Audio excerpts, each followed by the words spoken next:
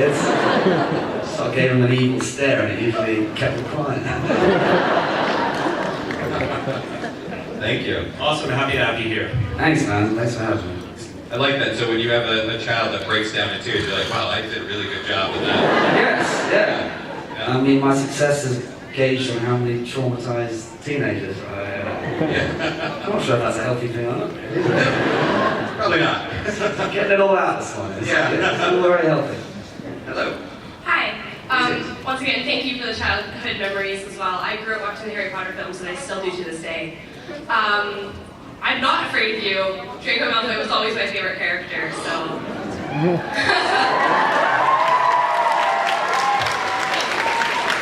So it really is an honor to meet you.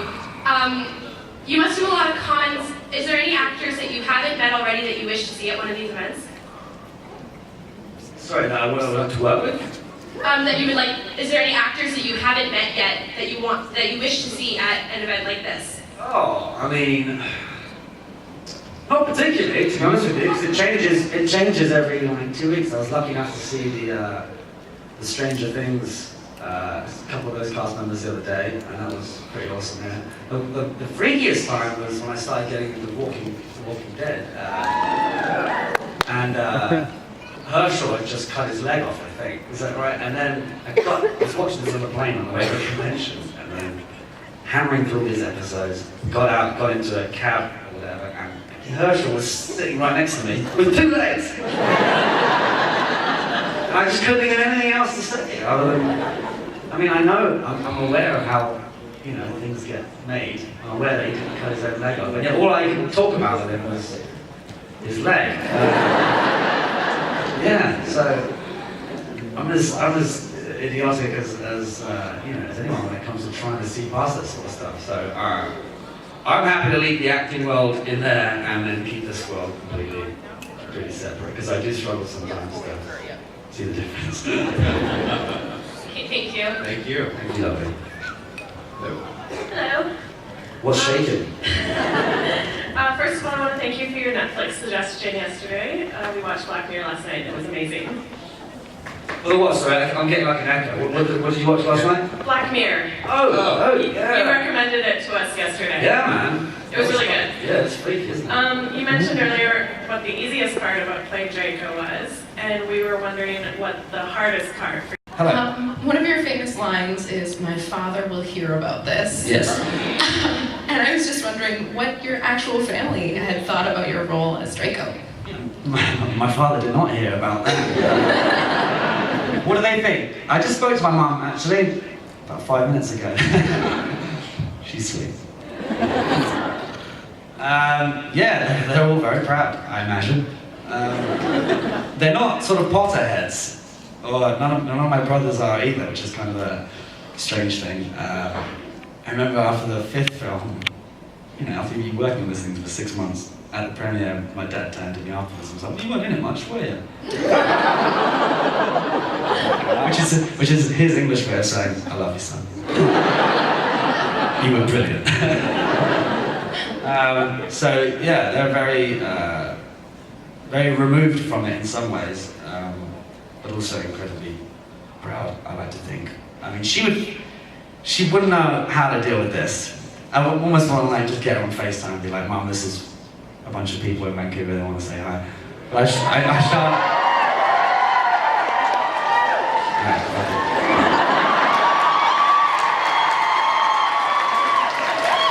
I can't get her on FaceTime because I don't have any signal. But if you can help me by saying, "Hi, Tom's mum," on the count of 3. 1, 2, 3. She's gonna love it. Thank you. Yeah, I think to her I'm still just her little boy. So this is all very strange for her, but she will love that, so thank you. She will love that. I mean, as far as the involvement of your parents and the other parents, I think, would you say that that's what allowed you guys to stay grounded and not get so caught up in the craziness that you lost your way? Yeah, absolutely. That and an English crew. English crews are very self-deprecating, we were never allowed for a second to get on our high horse. There wasn't even a high horse to get on. Yeah. everyone was very much treated like one. It's only later on really that when we got to travel with them on publicity tours and stuff that you start to be aware of this, the fact that there's thousands of people out there that are really digging what you're doing, and it's important. So until then, you definitely remain a very level-headed sort of kid. I feel very lucky for that. I would imagine being surrounded by truly iconic actors as well. Additionally, because when you're working with a Maggie Smith, when you're working with an Alan Rickman, they have such accomplished careers that it's like, oh, I can't say much because they've really done it all. Yeah, well, the two sides of that is, as a kid, you've got no idea who Maggie Smith and True. Alan Rickman. I thought Gary Oldman was a cleaner. Well, I thought he was having like a tour. He kept having these tours, and I was like, what are you doing here? He's like, I play Sirius Black. I was like, oh, okay. and you keep getting told by everyone else. Richard Harris, do you know who that is? And you're like, no, I don't know none of these people. Alan Rickman was the one exception to that. I'd seen Robin Hood, Prince of Thieves, so he always terrified me. Yeah. The amazing thing about them is that it's nothing to do with their acting prowess. It was how they dealt with life on and off set. How they dealt with the crews, how they dealt with, for lack of a better example, Alan Rickman, who plays Snape, he was a very stern man. He would speak slowly. And you'd hear it, you'd hear every single word he said. But every day, there he was in the lunch queue with like an electrician behind him, a goblin there, he's got Snape just standing there with a dinner tray. Just waiting, and some plumber scratching his arms behind. It was a surreal thing to see every day, because generally speaking, a lot of the actors had their food brought to them, guilty. And he showed us that wasn't the way. That wasn't the way. And he didn't tell us to do anything, he just did it. And slowly but surely he picked up on these traits of good men and women. Aside from being good actors, they're just really good people. Would you say? Be careful here, don't I? Because I'm going to say something that's probably incorrect. I don't think anything you could say is incorrect right now at this point. Favorite time for Draco? I mean, he wasn't very happy for a lot of it, was he? I'm struggling to find a blissful memory where he was completely content. The only one I can think of him smiling, really, is when the sorting hat barely gets put on his head. And it's like, Slytherin, get in there. Other than that, he's a pretty sultry character, isn't he? Like, can't think of many classes where he had fun. Quidditch. He did enjoy his Quidditch. There you go. So somewhere between those two probably his happiest memories. The rest of them are pretty crap, I think. All right. For him, anyway, not me. Crap. Thank you. Thank you. Hello. Hello. Hi. I can't All see, right. but I wish I could. Sorry, I'm wearing an animal on my head. How does animal feel about that? So you're gonna hear that. Well, sometimes it's refreshing to wake up and think, how ridiculous can I look today? I strive to feel like that every day. Right, it's a good feeling. What animal is it on your head? It's Stitch from Lilo and Stitch. Oh. All right, so this is a question about travel. I just recently moved to Canada, and I love seeing the differences between Canada and Alaska and how people talk and just what's different in another country. So I was wondering what differences or similarities you found in Canada that are different from your home in the UK. You've got lots of wonderful, there's so many things you guys should be proud of, not just as Canadians, but as BCers. Like, yeah, you don't need to travel the world either to know it. There's something very, very special about this place. My crap analogy is that you have the enthusiasm of North Americans, and I mean that in the best way to be, like, your passion for things is undeniable. But you also have reservation and politeness and consideration, which is a kind of an English trait in general. And you blend them two wonderfully together. So you're very friendly and polite, but also insane and mental.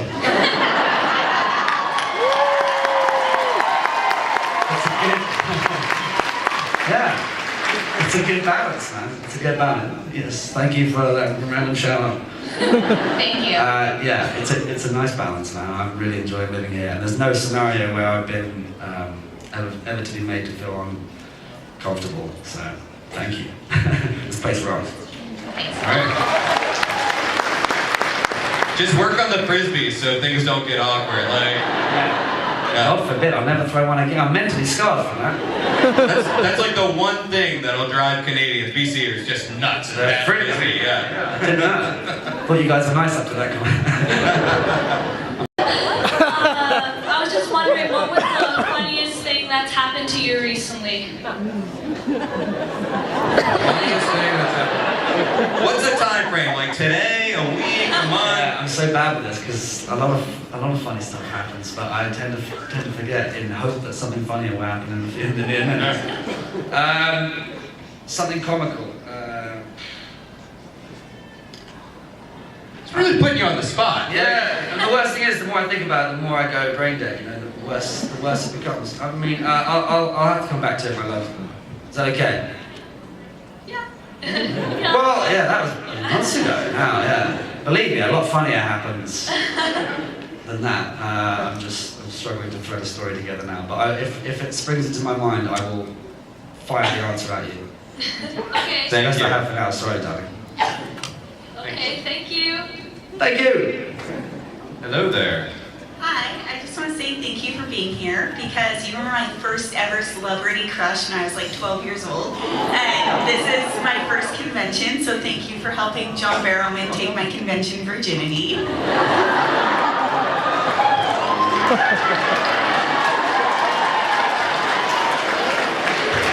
There's a lot of puns to chew on there, isn't there? Yeah. We start throwing out wand references and broomsticks and yeah, it goes on. It goes on. Sorry, go back to your calm virginity. What was it? My actual question is though, a couple of years ago, you, after Rupert Grint and Daniel Radcliffe were on Broadway, you said that was something you'd like to do. Have you had the opportunity to explore that, and what would your dream role on Broadway or the West End be? I mean, I would love to do it. Yeah, definitely. It's something that's a big commitment. I've noticed that with even with Rupert and with Daniel, that they've put in so much of their year into that. So it has to be something that you're really into. As far as dream roles, I mean, there's lots of musical. It has to be something that's musical. There's a great musical called Blood Brothers, where it has one Liverpudlian and one posh English. I'm not going to say it. But yeah, I'd love to do that. That'd be a fun role. But it's something that, again, I'm not going to rush or try and throw myself into do it just for the sake of it. It's something that I'd like to take my time and find the right thing. Would you come watch me if I did? Thank you! Big ego boost for me. Thank you. Thank you. Welcome to the world of cons and fan expos. Happy to have you. What's yeah, that's an awesome thing, by the way, about first timers at cons. Yeah. It's great. Next question. I mean, aside from like stage roles that you would want to do, what's like a movie that you've loved a long time, you keep going back to and sort of appreciate it in a new way and it inspires you in a new way? Like for me, it's like I think about Casablanca. That's a movie that just like you love, and every time you rewatch it, you sort of love it fresh or find something new to love about it. What is a play, a film, something like that? Yeah, I mean, I'm just Mr. Flippant. I'll watch something 4 times in a week and then never watch it again. So, I mean, right, when you think about classics, I think about things that Chris Columbus touched. Mrs. Doubtfire, Home Alone, you know, Jumanji, silly films like that. Those are the ones that it's exactly the same as Harry Potter, really. They're timeless, and you appreciate them in different ways the more you go on. So, yeah, I wouldn't really want to remake any of that stuff. I don't want to like wade in and try and change it. Those are just things that I have, you know, a passion for. Passing thought: when I first started doing conventions maybe 10 years ago, the crowd was very different to how it is now. And the whole convention world, I suppose, has evolved quite a bit in that time. But essentially, a lot of people have come for the first time. These things aren't that easy to come to for the first time. They seem really daunting, and they're completely overwhelming with crazies and nutters in costumes. So it takes, yes, you're welcome. So it takes a little bit of time, and my point being is that there are so many young faces that maybe wouldn't be into other things that the conventions are hosting, but they do come for something like Harry Potter or The Flash or whatever it is. And it's great, because they're the ones that taught me how amazing these places are and how it's just a love fest. Where, everything goes, and we can all celebrate each other's wackiness, weirdness, and uniqueness, and it's something that brings us together rather than makes us feel ostracized like, the normal world. So yeah, it's awesome. Give yourself a good pat on the back. Yeah. Hello? What was I've had a few, man. I mean, flopping your lines is not a nice, when you don't remember what you're saying and you're... Funny enough, the funny story, it's not really an audition, but I was I can't say that, can I? I was on set the other day, having some scenes with... And Grant has this annoying ability to hear every single word that you say. And when you're trying to remember lines and your brain's not really fast enough to keep up with it, it usually says something that doesn't make any sense whatsoever. So on the very first day I said, step away from the crime scene. And it came out like, step away from the sign cream. And he never let it go. He brings it up constantly. And that happened the other day, I forget the exact. They keep writing like these rather elaborate English phrases. And it gets more and more sort of elaborate as they go on. And I was trying to say something, and I literally said something along the lines of, we need to reprimand the sausages in the spaceship. But it wasn't that legible, it was more like sausage of the spaceship sausage. And he just burst out laughing.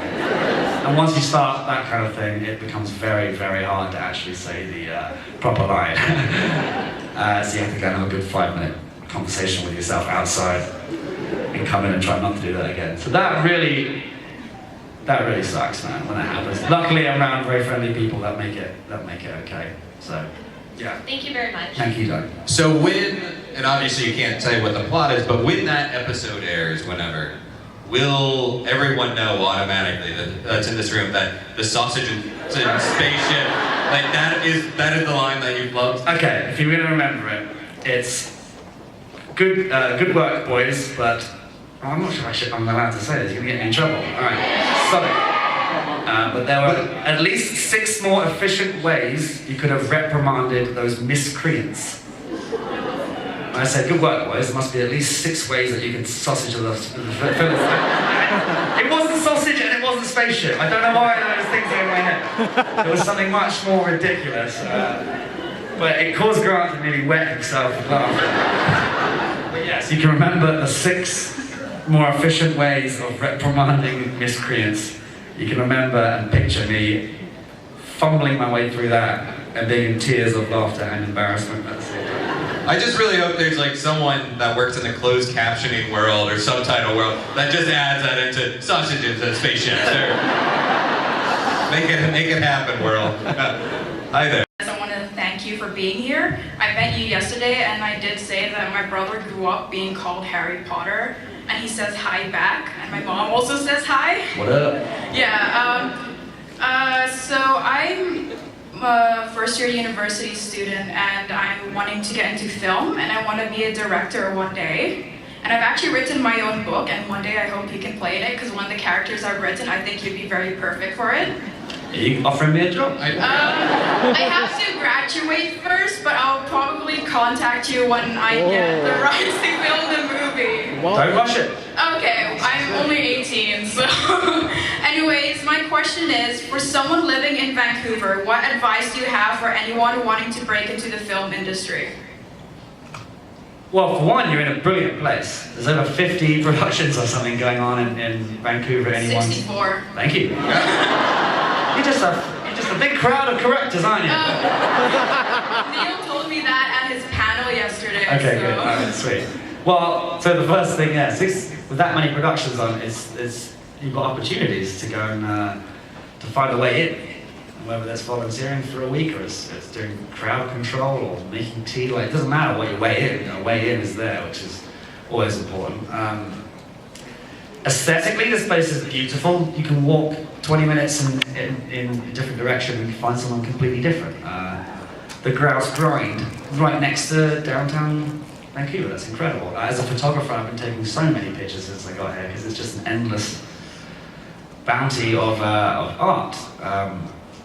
As far as advice, is that don't listen to people's advice, especially mine.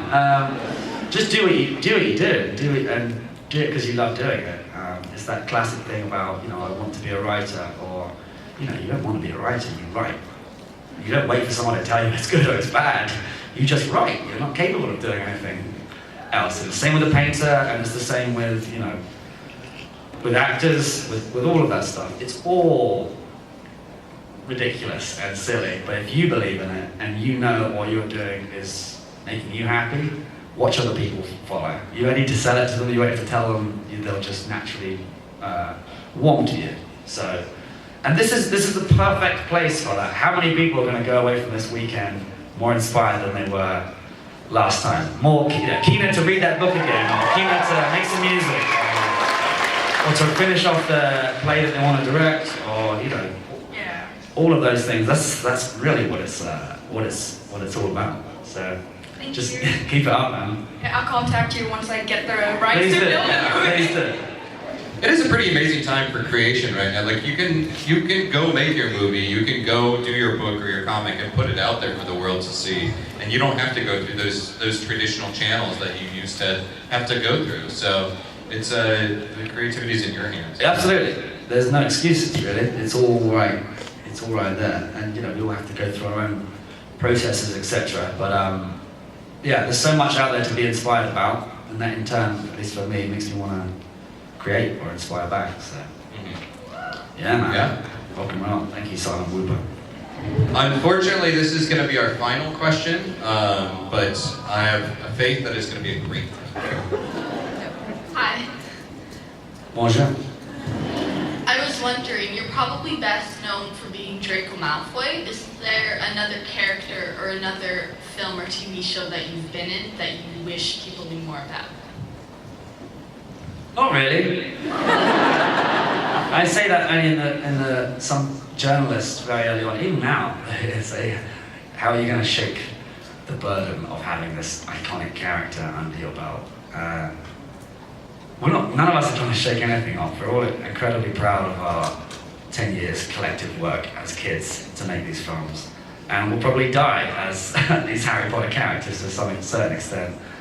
But I'm very happy with it and so proud of it that I don't really, it's not that I'm not proud of my other work, it's just that I'm very happy to be known for this amazing character and to sort of personify him in some way that I'm in no rush for anyone else to, see the rest of my work. I'm happy. I'm very happy as it is, and I look forward to that bleeding into different realms. Already, there are people that are interested maybe in watching The Flash because of this and that.